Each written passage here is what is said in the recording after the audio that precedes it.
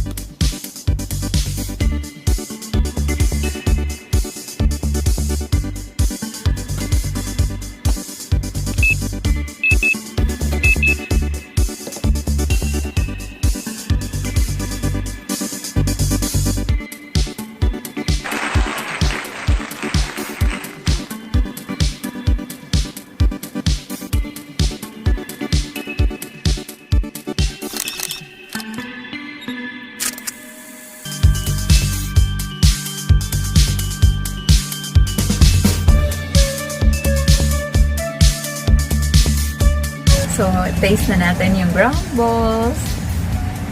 So, since favorite kong pistachio, I will pick the pistachio.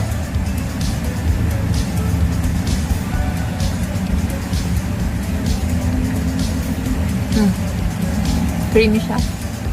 Sarap. It's really a nice idea, nice dessert. It's a healthy dessert and you can choose any toppings you like. Any kind of toppings na gusto nyo, you can add.